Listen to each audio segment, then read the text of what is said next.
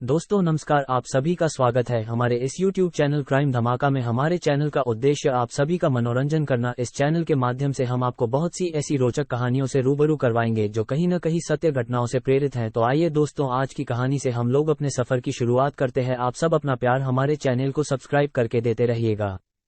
तो आइए शुरू करते हैं आज की कहानी।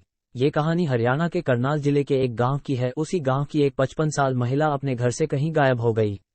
पुलिस अब महिला की गुमशुदगी के मामले की जांच कर रही थी, लेकिन उनका कुछ भी पता नहीं चल रहा था। वो अपने घर में किसी को बताए बगैर कहीं चली गई थी। इस सिलसिले में घरवालों ने नजदीकी थाने में रिपोर्ट लिखवाई थी। महिला की दिमागी हालत ठीक थी, किसी से कोई शिकायत परेशानी नहीं थी। अचानक कहाँ गई ये राज बना हुआ था। घर के लोग भी बहुत सदमे में थे कि अचानक ऐसा क्या हुआ कि महिला कहाँ चली गई। ऐसे में अब गुमशुदगी के इस रहस्यमयी मामले की जांच CIA स्टाफ के हवाले कर दी गई। इस बीच पुलिस का ध्यान एक अजीब इत्तेफाक पर गया। इत्तेफाक ये कि जिस रोज से वो महिला गायब हुई थी, उसी रोज उसी गांव में एक लड़की की एक दर्दनाक हादसे में मौत हो गई थी। लड़की की उम्र 25 साल थी। ये लड़की अपने ही घर में कट लगने और झुलसने की वजह से मारी गई। ये वारदात तब हुई जब लड़की के घरवाले बाहर थे। जब घरवाले लौटे तो बेटी की लाश देखकर सन रह गए। वैसे तो लाश की हालत ऐसी थी कि उन्हें अपनी बेटी को पहचानना मुश्किल हो रहा था, लेकिन कपड़े और ज्वेलरी ये गवाही दे रहे थे कि ये उनकी बेटी की ही लाश है। अब घरवालों ने भरे मन से अपनी बेटी की लाश का अंतिम संस्कार कर दिया। अब पुलिस ने दोनों मामलों की जांच साथ में करने का फैसला किया।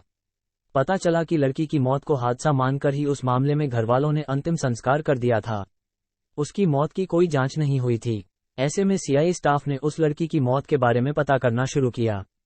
लड़की की मौत के बाद पुलिस ने उसके सोशल मीडिया अकाउंट्स की पड़ताल की और इस कोशिश में उसे एक चौंकाने वाली बात पता चली। उसका सोशल मीडिया अकाउंट एक्टिव था और लोकेशन उत्तर प्रदेश के शामली में दिख रहा था। अब CIA स्टाफ की टीम शामली पहुंची और उसने सीधे उस जगह पर दबिश दी जहां का लोकेशन शो हो रहा था। पुलिस को तो शक था ही, शक सही निकला। वहां वो लड़की मिल गई। वो लड़की जो 4 महीने पहले अपने ही घर में शॉर्ट सर्किट कट और जलने से मारी गई थी। जाहिर है कि वो जिंदा थी। तो फिर सवाल है कि मरी कौन थी? जवाब है, मरी थी उसी के गांव में रहने वाली 55 साल की महिला जो उसी दिन से गायब थी।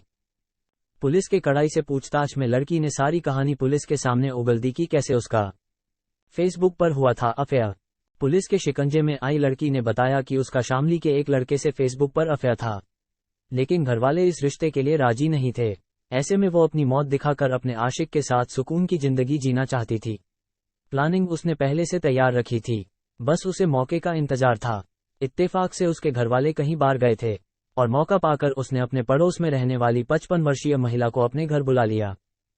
इसके बाद उन्हें पानी में नींद की गोली मिलाकर दे दी।